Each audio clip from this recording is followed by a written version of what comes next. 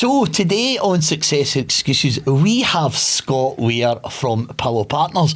Listen, Scott, welcome on board to Success Excuses podcast. Tell us a little bit about you and a little bit of background. Fantastic to be here, guys. So thanks for inviting me on. Yeah, my name's Scott. People always start with the question, what do you do for life? What are you? And I'd heard from someone much smarter than me last week.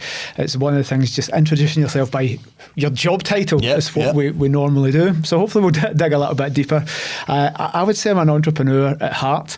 My route to entrepreneurship's been property management, has been, as we record this, I would say 19 and a half, so nearly 2 decades in property management. Letting agents and predominantly doing short-term rentals, holiday rentals, vacation rental space if you're watching from America. Airbnb management. So that's what we do now. Got a little charity aspect as well. But essentially, rather than saying the job title, I'd say my value proposition to the world is helping other people through property, maximise their income, reduce stress and free up time. We create hands-off businesses. Amazing. Okay. I want to go back now. So we're talking 19 years. So that's a pretty decent journey, right? Because most businesses don't see it past 3, 4, 5 years. Even the ones that get to 10, there's still a chance of failure. And I've actually, met people that have done that. Going back to the early years, tell me about that when you first started in business. What was the mindset required to kick you off? What was the driver or the why even?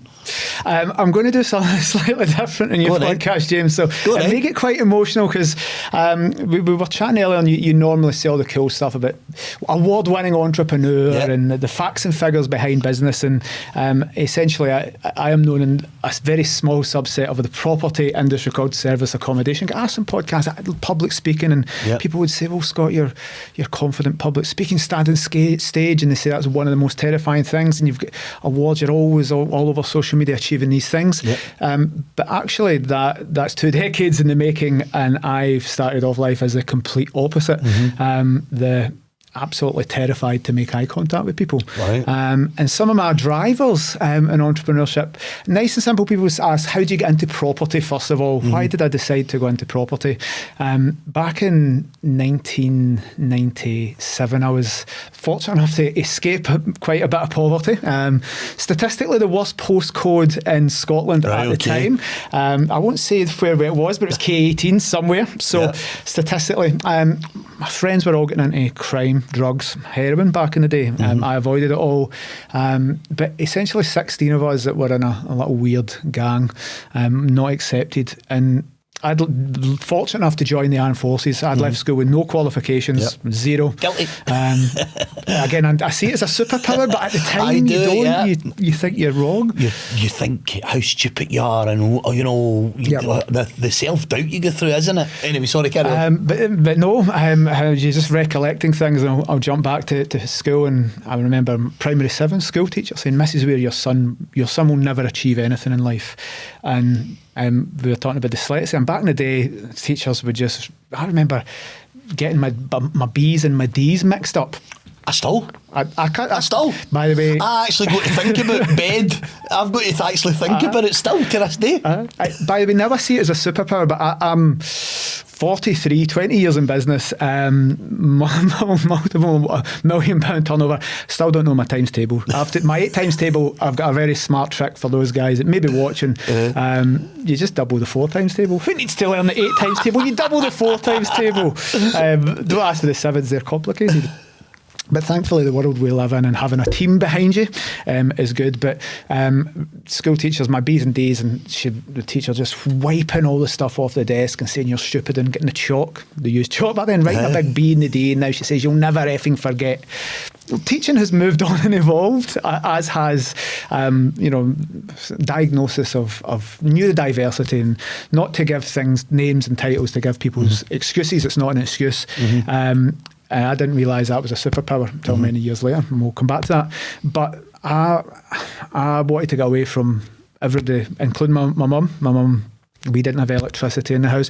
If you're unfortunate enough to remember power cards and 50 pence meters. Oh, I remember them. I remember them. Probably what that drove you to be an entrepreneur. Absolutely. And I've told a few people that power cards, you had to put money in a meter to get electricity and a TV. But do you remember the TVs? Putting 50 pences? Oh, Jesus God. 50 pence, and the man would come in. You've got the exact same background. And again, you can look back a few decades when you've got a bit of experience, but at the time, you think, well, I'm going to go to, so I got badly bullied at school. Mm-hmm. Like, we couldn't wash because there was didn't have a wash machine, no electricity, and if your mum went on a bender for a week and left you yourself, as a young kid you didn't have that role model there as a single mum.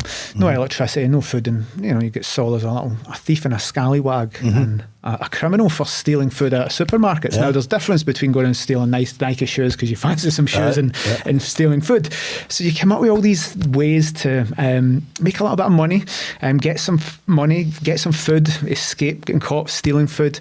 And I remember at 15, 16 saying, I'm bullied every day, I'm scared to make eye contact, I am stupid, I hate school. And I just thought, actually, I'm going to set myself 4 impossible goals. And they were crazy back then. And one was I was going to go on to not be scared to be bullied all the time and go on to be a black belt in some martial art. Another one was I'm going to master a craft in some way. I'm going to be great at something and be seen as an expert in my field.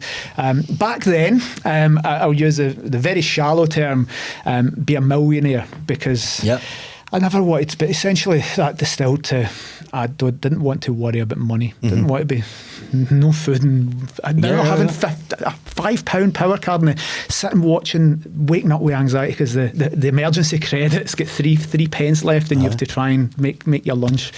And the last thing. The 4 impossible goals was I wanted to get an MBA, right? A master's degree, for the stupid reason I wanted to be better educated than all the teachers that told me I was stupid. And I saw some crazy TV documentary on the 50 pence TV meter, a film, and if you imagine what would now probably be New York and the board table and everybody with their shirts and ties, and they all had MBAs, I'm like, I want one of them. And there was no Google back in 1996, so I had to go to the library and I asked, what's an MBA? And it's a master's degree. So I was like, and it was impossible going from poverty but how do you get a master's degree? How do you go from being bullied and scared to make eye contact and shy and running 3 miles the back way from Dyslexia and neurodiversity and all the things that we didn't actually know back then. So anybody that's watching that suffers from that, guys, that's your catalyst to do something in life. And I often think people always say, your mum was an alcoholic, you took through all that. Yeah, but if I wasn't, I'd be average. I'd be a doctor. I'd maybe be lucky enough to be a doctor or an architect or a vet, worthy professions, of course, no disrespect, but I wouldn't be an entrepreneur and I wouldn't be in control of my life. So those things, I set those 4 impossible goals, managed to beg the guy in the recruiting office in Glasgow, Queen Street, to let me into the Royal Navy. Got rejected. The guy's like, you're not who we're looking for, Mr. Weir, for the Royal Navy. And I was like, if you don't take me, Mr. Sean Blake, and he's like, it's Petty Officer Sean Blake. If you don't take me, I'm going to go back, and my friends are in heroin and I'm in the outskirts of that, but I'm getting drawn in. And he said, he looked and he just took a few seconds to consider, and he's like, don't let me down. So I got into the Royal Navy. Wow. And that changed my life. That was the one thing, went from bringing yourself up, but not knowing any life skills to needing to be blasted away to the Falklands Islands for 8 months at 16, 17. And when I come back, that was a turning point, and I realised, what's everybody else doing? After being 8,000 miles away in the Falkland Islands, 16 of us, as we'd said at the start, used to run about together. 5 of them were heroin addicts, 4 were dead from heroin or stabbings and all the stuff that happens in these bad postcodes. And I think the other 6 were in jail at that point. And only myself of that bad group managed to make it out. And I can't put that to my scruffy dyslexic brain, but actually that was my superpower. And if I had been normal, I would have still been in those circumstances. Leads to business very quickly. That I was in the Falkland Islands, 8,000 miles away, 1997, before mobile phones and internet. The letting agent, I was lucky enough to be at sea for 6 months. I saved up all my pennies, went from being poverty to I've got money to buy. MD in the property industry, bought a buy-to-let for £12,200 back then. That's young kids trying to get on the property market will be cursing secondary, but I got a 2-bed semi in this postcode area for 12,200, and that gave it to an agent. But like all entrepreneurs and business people, we see a problem, we think we can solve it, we can do better than the current market solution, and that's what I did. I vowed to that letting agent, who pretty much wrecked the tenants stole the fireplace and the kitchen units, and the letting agent said, "That's the risk you take, Mr. Weir, when you're a letting agent. F off, I'll phone the police." And I vowed again that I'm going to set a business up that's better and solve that, and so that people that don't stay near their properties, they can trust me, because I understand that how being treated badly from and not trusting your business partner. So that's how I got into property.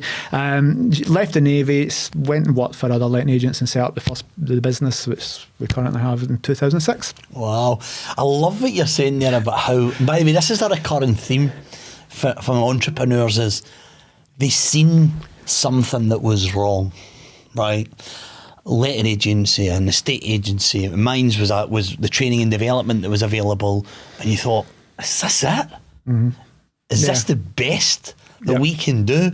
And it's that's the driver, isn't it? There's always something you go, I think I can do that better. In fact, I know I can do that better, and that's what kind of spurs us into going out there. And I think, and what also happens, and I'm assuming your brain will be like mine, once you train your brain in that entrepreneurial mindset, I look at every single challenge as an opportunity. Definitely. And I'm always looking for ways over, under, round, isn't it? Our brains completely work. And by the way, I want to go back to neurodiversity and dyslexia, because at school, I didn't know there was anything wrong with me. I just knew I couldn't spell. And I couldn't understand why, because I would go home, and I was quite strict upbringing. And I'd go home and I'd do my homework, and I would try my hardest, and I loved reading, but I could never pass a spelling test. I mean, I was terrible at spelling, and I didn't get it. And I loved reading, but I loved the stories, but I would make up the story because I couldn't understand the words, the full story. And I would be always missing stuff. So I would create the story in my head. Numbers. I really struggled with numbers.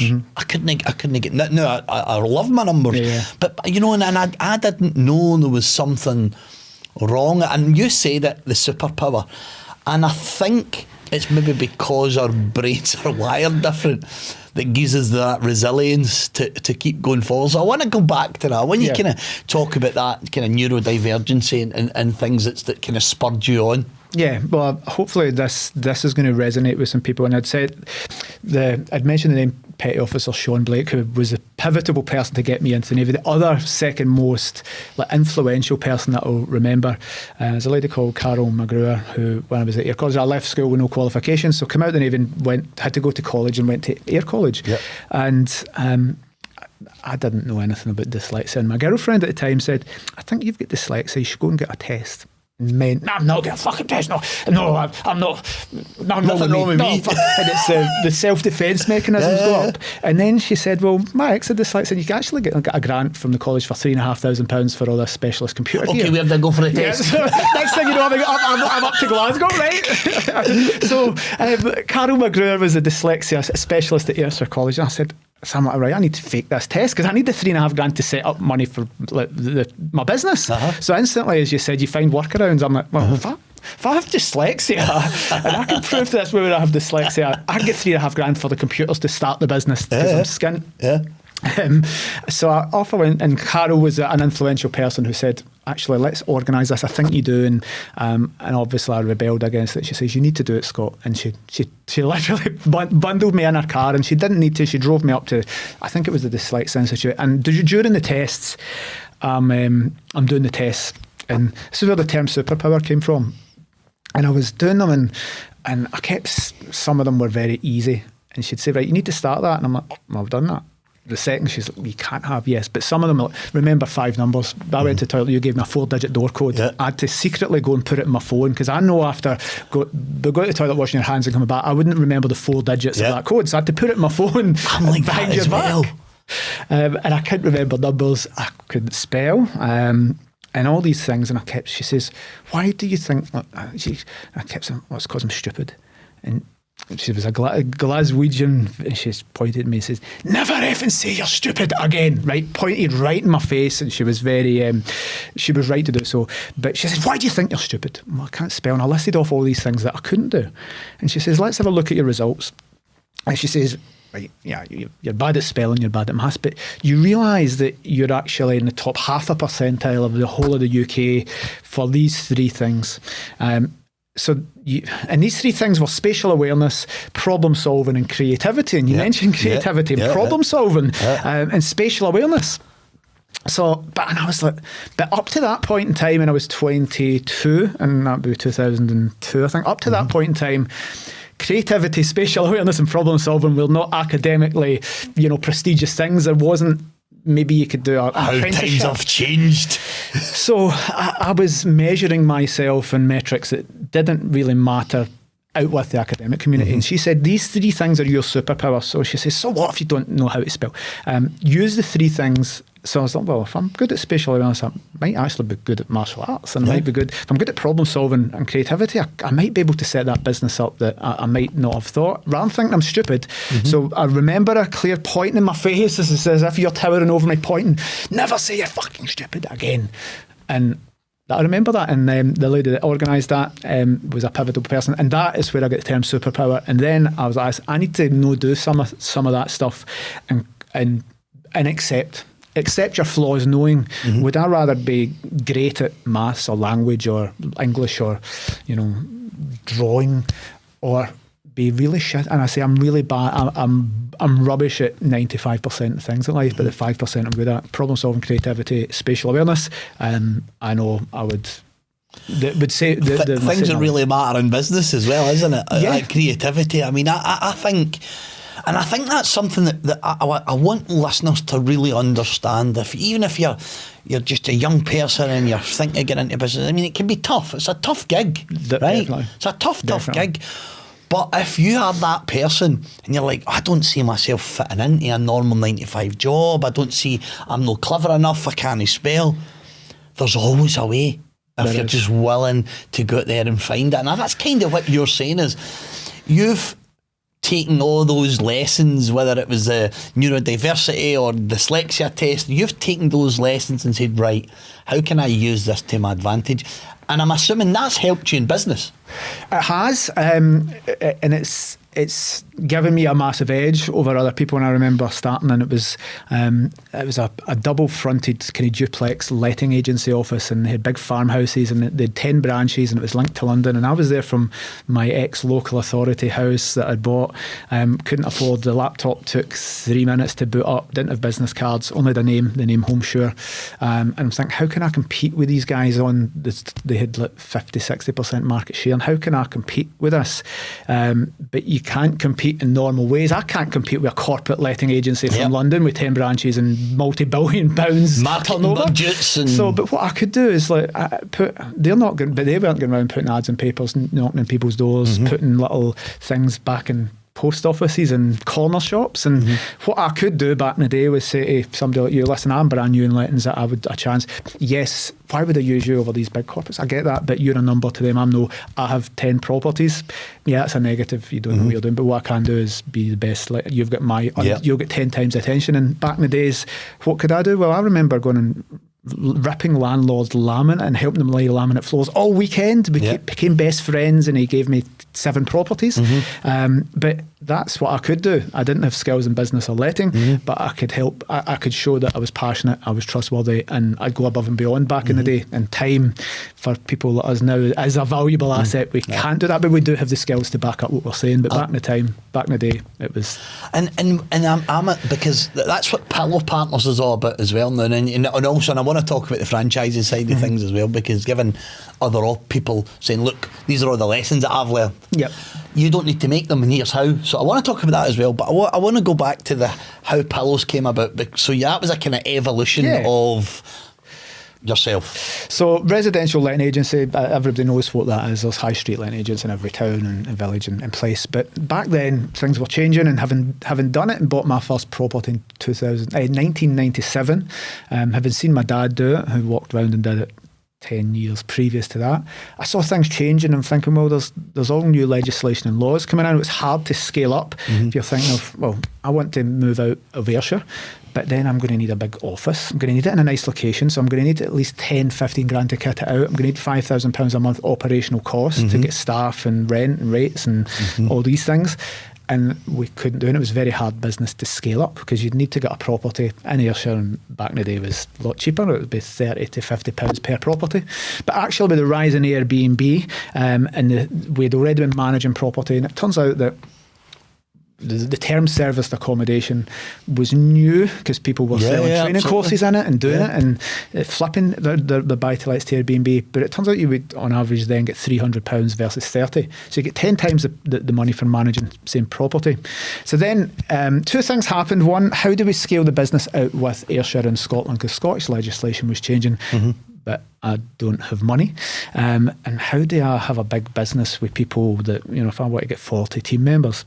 And back in the day, if you remember cassettes, a great quote, and I use it in all my webinars and stuff, is a thing from Zig Ziglar, the forefather Tony Robbins' coach, no doubt. Zig Ziglar, a crazy American preacher. You'll remember his voice if you hear him. I know him very well. So it was back in the days with cassette tapes, and I'd got these for charity shops. I'm running about putting cassette tapes in a car. Google it for the younger viewers. And he said, you can get anything you want in life if you help enough other people get what they want. And it's a slide that's there.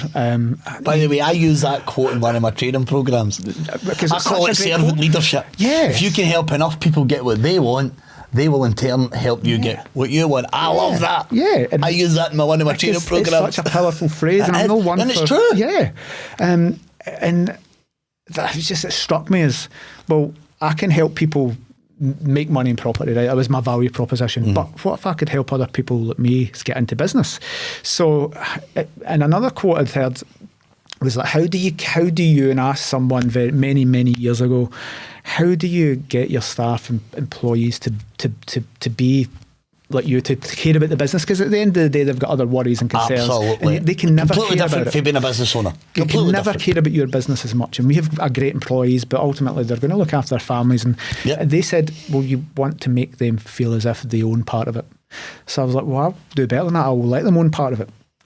So we franchise the business, and giving people, we split the profits. So we train and help other entrepreneurs. Our tagline is stronger together. We know our value proposition is someone giving an Airbnb to us will make them more money than they do it themselves, because if they plug it into the machine, they'll be less stressful and work less. But what if we could help other entrepreneurs? What if, rather than getting employees and getting a property manager in Devon and Cornwall, what if we gave them part of the business? What if it was their business?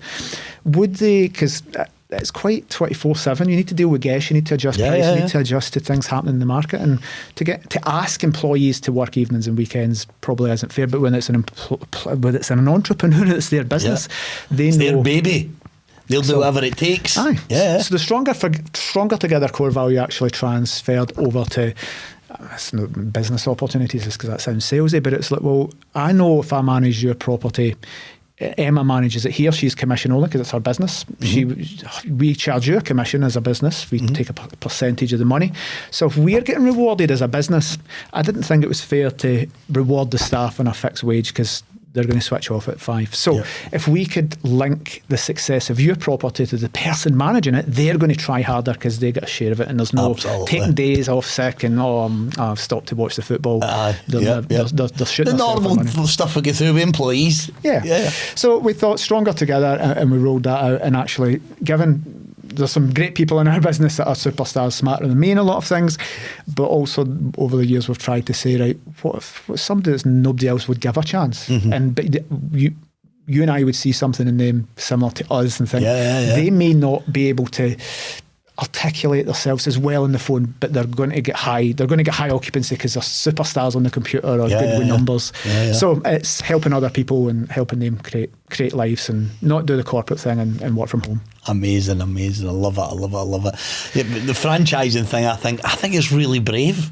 It's like really, really brave, because it's like, you built this, your baby, and you're cradling it, and then you're going to give somebody else a shot to hold in it. I think it's really brave, so hats off you for that. It has backfired a lot. Okay. And full disclosure, I mean, people who see Pillow and see trade events would say, oh, Pillow's great, we've been around a long time, and oh, dear Scott. But in full disclosure on this podcast, I don't know how many viewers you had, but my dyslexia was my superpower. And last year, it wiped £1 million off my net worth because it was just letters and stuff that come in. And don't you worry, I'll sort that, and no sort that. And it should have been passed to the accountants and the solicitor. And me trying to solve those problems and use that rather than just passing it to a professional to deal with. Absolutely. Meant that loads of stuff happened that we're still dealing with, but it literally lost £1 million off the valuation of the business. Wow. So that's changed my strategy, and I think it's been good that I've had that, I'll say, naivety of being a superpower, and we can overcome any problem, taking that unconfident person that hasn't solved problems to achieving the impossible in business every week. Not that we weren't making £1 billion businesses, but by overcoming odds of the market. Lockdown, for example, a great thing in resilience. We got a funded trip by the Scottish Government to go to Silicon Valley. Yeah. So I remember that, absolutely. Before lockdown, and you can go back and check whatever this was. I've got my phone taking selfies in Facebook, in the actual Facebook campus, and uploading them to Facebook, and people are, are you on Facebook uploading selfies to Facebook? Yeah. We were pitching to Silicon Valley Bank, who said no to our business plan, who ultimately went bust a year later. So we're better than Silicon Valley Bank, just to say they said your business will not survive. Coincidentally, I think you call it Schadenfreude, or taking the guilty pleasures at the delight of others' misfortune when your business model shit won't work. Well, actually, Silicon Valley Bank went bust before us. But in Silicon Valley, visiting LinkedIn, Facebook, Google, Apple, in these buildings pitching to get $3 million of VC money, and life was like, I'm Scott from Ayrshire, this is like a TV, this isn't right, it's like an alternative universe. And then getting pulled off that trip because lockdown happened, and sitting in the office, all the staff are working from home, and thinking, in the words of the Lion King, we can never financially recover from this because the Lion King, the Tiger King. How do we? It was illegal to make money, so we had to pivot and we had to do different things. And it probably segues nicely into the charity. We couldn't make money in a business, but with all these overheads, business should have died, but problem solving sorted it out. And it gave us the opportunity where we couldn't legally take tourists, but we could help key workers. So we ended up giving our units to. We should have died for obvious reasons, but we had a big boost after lockdown because we gave the landlords were good enough to say, Scott, you're right, let's give them to key workers who are isolating. Let's give them to nurses for free. Let's give them to women escaping domestic violence, because during lockdown, I can't possibly be a charity because the air, I'm scared of the air, but just let your husband beat you to death. And these conversations were happening, and I was like, what if we could anonymise the giving of our properties that were empty to people that needed it? And that started off Pillow Safe Havens, where we ask all hosts to donate 7 days a year off peak, and we give them to people that need it. Wow. So we gave them to charities during lockdown. That goodwill actually meant people were really loyal to us, and even when we had big problems last year because of my dyslexia and stupid scruffy brain, everybody stuck with us. So that led us nicely to launching the charity during lockdown. And that goes back to something you said earlier on about helping enough people get what they want. The quote for Zig Ziglar, they will help you get what we want. I call that servant leadership. Servant leadership. It's about helping others. It's about identifying and helping others to get what they want. And once people get what they want, the law of the universe, law of attraction, call it what you will. It's about being a good person, isn't it? It's about being a good person, isn't it?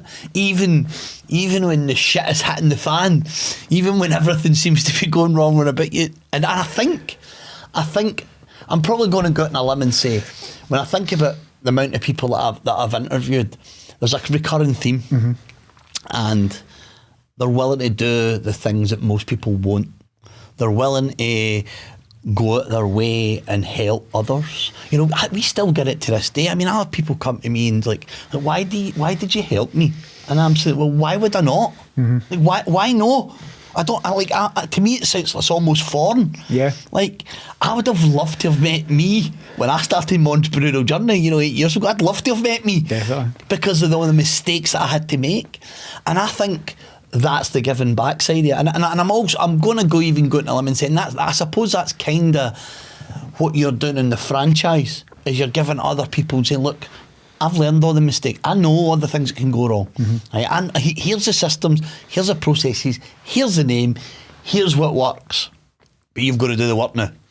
And that again, that's we putting too much hope in people, and they would put reliance on us because we had the systems, but we've learned they need to go and do the work. Absolutely. Give them the system, but they need to do the work, and it's just learning every day. One of our core values, I like a little bit of Japanese philosophy, and Kaizen.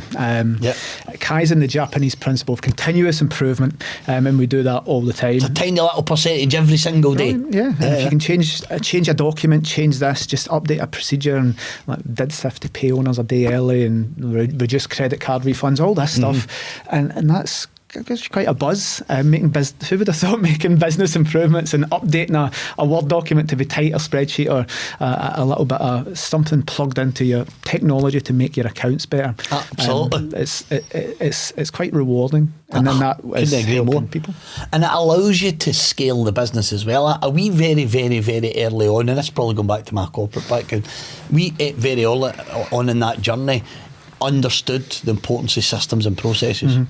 That repeatability.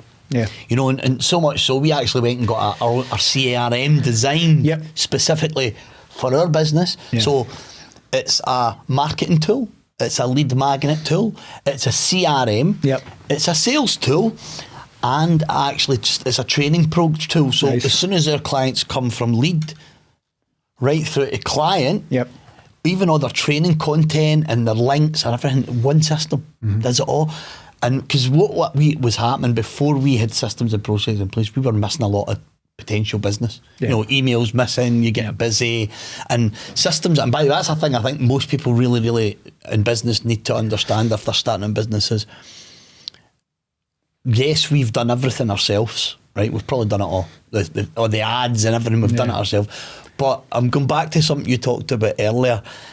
When we try to do everything ourselves, sometimes it's better to get the experts in, isn't it? Because we can make some expensive mistakes. Definitely. And I've been there, by the way. I have been there where you think you can do it better, but in actual fact, I should have got the experts in.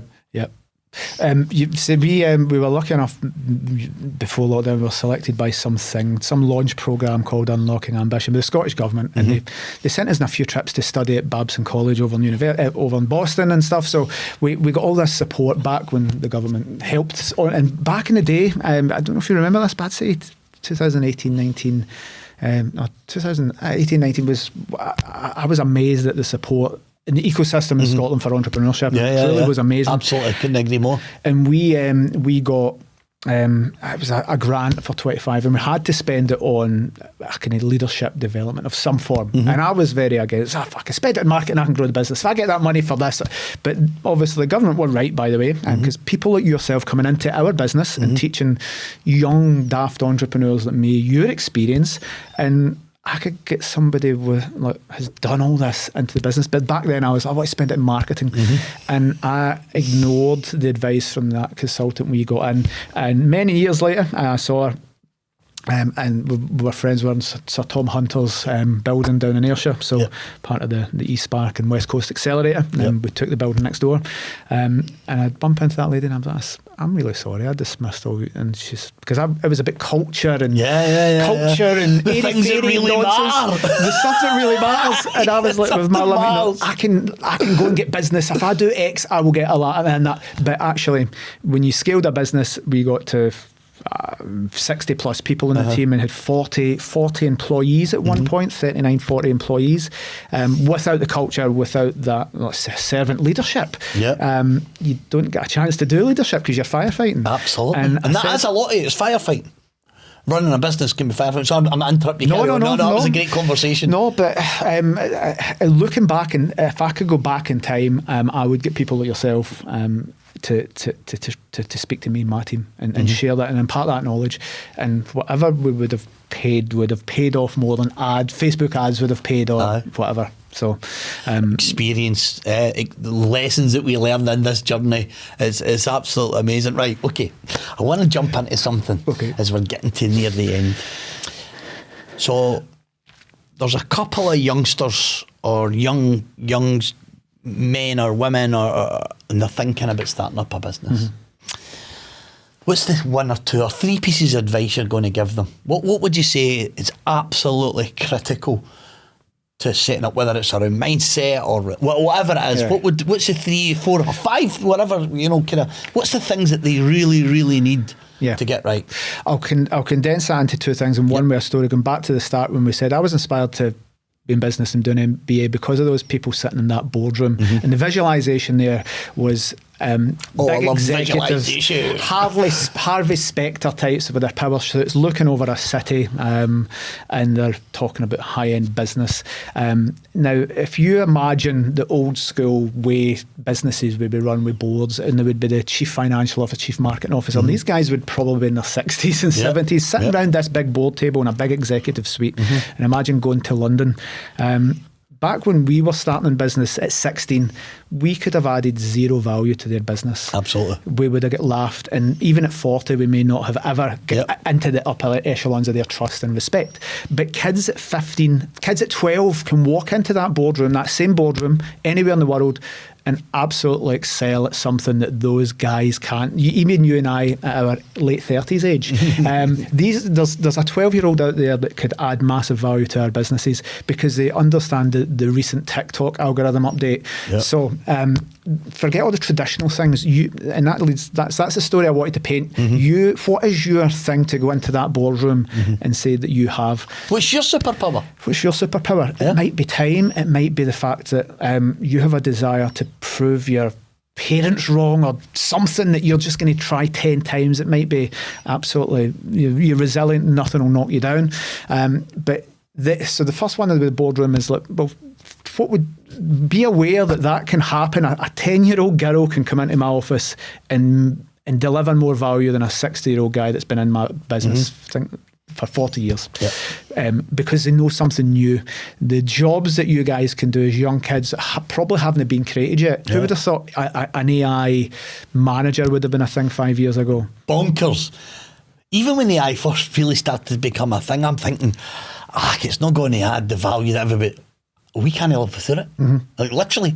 It's amazing. Yeah, it's crazy. And I remember saying to the marketing team before Christmas, and I'll mention anybody specific, but I'll use a videographer. And a videographer of editing this, for example. Well, I want to do a good job, and I'd stop that there, I'd edit that there. And an AI will replace videographers to a degree, but there still needs to be a manager that manages the AI. Because this asked, how long did that task take? 3.5 days, couldn't have been done sooner.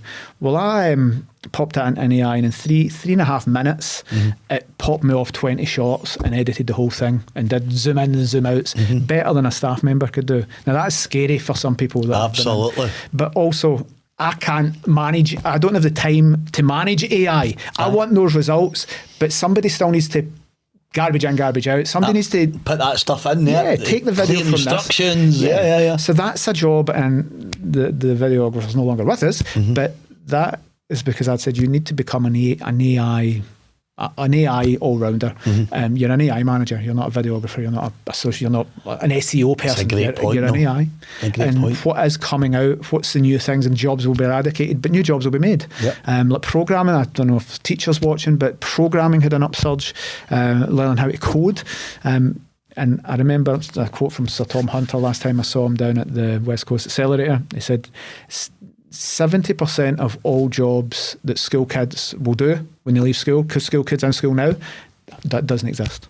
Now, it may be off by 10%, that may be different, but essentially the majority of jobs that kids in primary and secondary school now, the jobs they'll ultimately do don't exist yet. We don't know what they are. It could be like augmented reality programmer or teleportation specialist. I'm looking right into the future, but the old jobs of, I want to be an accountant or a data analyst, well, AI will analyse data, but there will still be the human need there. Absolutely. your number one piece of advice, what would it be and why? I would say you just need to believe in yourself, and you have value to give to the world. At 99% of all my programming, when I believed this, was the opposite. Everybody, people spat at me in the street. My mum hated me. Teachers hated me. Every day, even people would, when I passed the armed forces, even my dad would say, "I'm surprised you passed out the Royal Navy, came to my Royal Navy," in shock and all that. I'm surprised you did this, Scott, well done. Nobody believed in me, but there was some fire in my belly, that 1% belief, and you can use that 1% belief to override your 99% programming that you can't make it, and you need to be realistic. If you've got a bad business model that isn't achievable, but you find out where that fire in your belly, and if you're watching this, you will realise you can't articulate it. 99% of the world's doesn't believe in you, but you need to believe in yourself, and that will overcome. That 1% is more powerful. I think it goes back to you mentioned it a bit, the vision, right? It was vision that drove me, right? It was my vision, what I believed I could go out and create, and then I had to have the self-belief that I could keep going, and I had hurdles and bumps and peaks and troughs, but I never let go of the vision. I never ever once let go of what it was. I'd created it so clearly in my mind, and I was making it happen. That was it. I didn't know how. I didn't know anything. I just knew the why behind it all, and that was kind of kicking me. That's really what you're saying. That number one is, what's that thing that's going to drive you when all else fails? Listen, we're almost at the end now, cool. Scott. So how can people get a hold of you if people are thinking, it's maybe I would like to chat to Scott, or maybe get into a franchise, or they're looking to maybe put their profit on you? How do they get contact with you? Just Google Pillow Partners, or go to pillowpartners.com. So if you Google Pillow Partners, you may get some escort agencies, but we're the one that manages properties, just to be clear. People see us at trade conventions and like, how much? There's no one with an invite.